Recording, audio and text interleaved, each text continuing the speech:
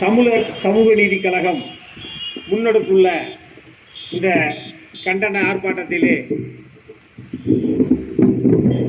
கண்டன உரை நிகழ்த்துவதற்கு வாய்ப்பளித்தமைக்கு முதற்கண் நன்றியை தெரிவித்துக் கொள்கின்றோம். இந்த நிகழ்விற்கு தலைமையேற்று நடத்தி கொண்டிருக்கின்ற தமிழர் சமூக நீதி கழகத்தினுடைய நிறுவன தலைவர் மாண்புமிகு ஐயா சுர தங்கபாண்டியன் அவர்களுக்கும் மற்றைய தோழர்களுக்கும் இந்த கண்டன ஆர்ப்பாட்டத்திலே திராவிடர் கழகத்தின் சார்பாக அதன் மாவட்ட தலைவராகிய நான் கலந்து கொள்வதிலே பெரும் மகிழ்ச்சியும் பெருமையும் கொள்கின்றேன். இந்த நிகழ்வானது ஒரு மார்க்சிஸ்ட் கம்யூனிஸ்ட் கட்சியினுடைய அலுவலகத்தில் புகுந்து ஒரு வயது வந்த பெண்ணிற்கும் திருமண வயது வந்த ஆணிற்கும் சட்டம் அனுமதித்துள்ள வகையில் திருமணம் செய்து வைத்ததற்காக மார்க்சிஸ்ட் கம்யூனிஸ்ட் கட்சி அலுவலகம் ஜாதி வெறியர்களால் இங்கு அடித்து நொறுக்கப்பட்டுள்ளது. அதற்கு முன்பாக ஒன்று பார்த்தீர்கள் என்றால், அந்த பெண்ணின் உறவினர்கள் தங்களுடைய ஜாதி பெருமையை காப்பதற்காக யார் எந்த ஜாதி என்றே தெரியாத ஒரு இளம் வழக்கறிஞர் ஒரு பெண் வழக்கறிஞரின் காலில் விழுந்து கெஞ்சுவார்கள்.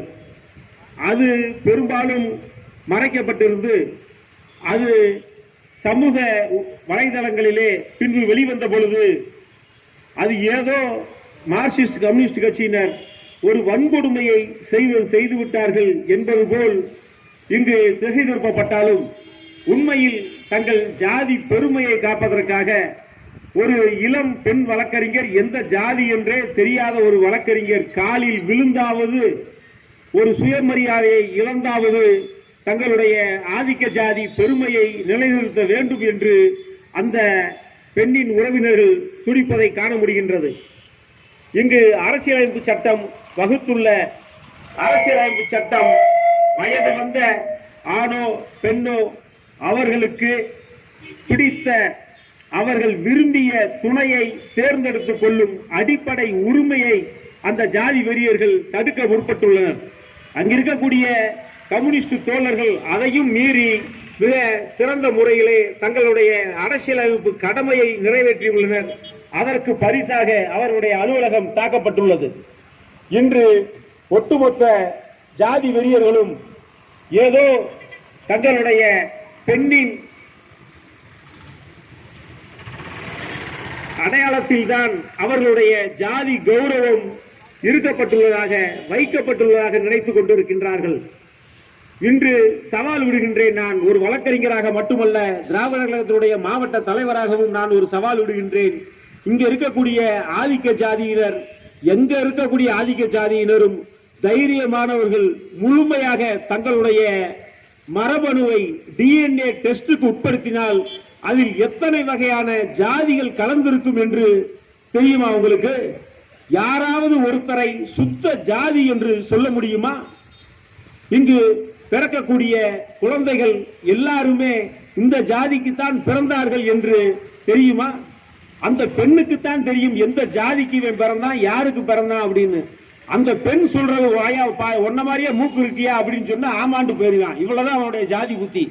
இன்னும் வெளிப்படையா பச்சையா சொன்னோம்னா, இங்க இருக்கக்கூடிய எந்த ஜாதியும் சுத்தமான ஜாதி என்று ஒன்றே கிடையாது. இங்கே மட்டுமல்ல, உலகத்தில் எதுவுமே சுத்தமான ஜாதி கலப்பில்லாத ஜாதி என்றே கிடையாது. ஆகவே இங்க இருக்கக்கூடிய ஜாதி பெருமை என்பது அம்பேத்கர் சொன்னது போல அவர்கள் மூளையில் பதிய வைக்கப்பட்டுள்ள ஒரு பிம்பத்தை காப்பதற்காக போராடி கொண்டிருக்கின்றார்களே ஒழிய அவர்கள் வேறு யாரும் இங்கு ஜாதியை சுத்தப்படுத்தவோ காப்பாற்றவோ முடியாது. ஏனென்றால் கங்கையை கூட சுத்தப்படுத்தி விடலாம், கழிவு நீரை கூட சுத்தப்படுத்தி விடலாம். ஆனால் இங்கு பூத்து அசிங்கப்பட்டுள்ள உங்களுடைய ஜாதியத்தை எந்த நிலையிலும் சுத்தப்படுத்தவே முடியாது. அது பல ஆயிரம் ஆண்டுகளாக கலந்து கலந்து கலந்து கலந்து கலந்து வந்து உள்ளது. ஆகவே ஜாதி வெறியர்களே, திராவிட கழகத்தின் சார்பாக உங்களுக்கு ஒரு எச்சரிக்கை விடுக்கின்றேன்.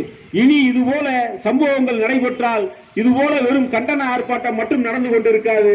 எதிர்த்தாக்குதல் மீண்டும் அதே நேரத்தில் பதிலடி கொடுக்கப்படும் என்று, ஜாதிக்காக நீ அருவா தூக்குனேன்னா ஜாதி ஒழிப்பிற்காக நாங்கள் கருப்பு சட்டைக்காரர்கள், சிவப்பு சட்டைக்காரர்கள், ஊதா சட்டைக்காரர்கள் அருவாள் தூக்க தயாராக இருக்கின்றோம் என்று எச்சரிக்கை விடுத்து விடைபெறுகின்றேன். நன்றி, வணக்கம்.